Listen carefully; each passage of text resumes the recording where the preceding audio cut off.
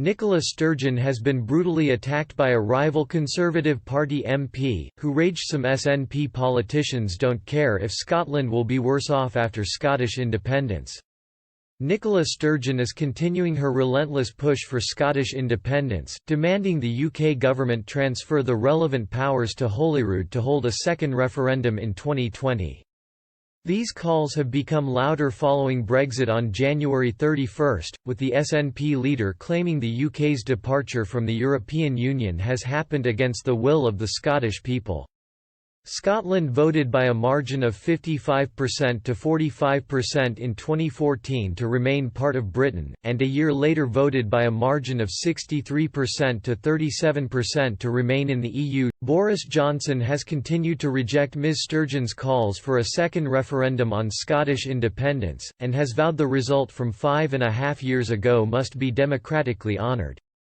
David Duguid, the Scottish Conservative MP for Banff and Buchan who retained his seat in the North East Scotland constituency in December's general election, has lashed out at the SNP over the huge damage Scottish independence could inflict the country.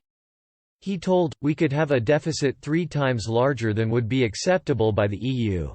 The SNP doesn't just want to leave the UK, they want to leave the UK as an excuse, as a reason for rejoining the EU, which apart from the financial metrics, they can't meet immediately. Anything we have gone through with austerity in the UK over the past 10 years, would be even worse in an independent Scotland. I have spoken to SNP politicians who claim they don't care if Scotland is going to be worse off, they just want independence and to break away from England." The rhetoric contains the term England a lot more now than it has in recent years, which is maybe a form of dog whistling. Recent surveys have suggested a narrow majority for yes when wanting Scottish independence, providing Ms Sturgeon with a huge boost in her bid for a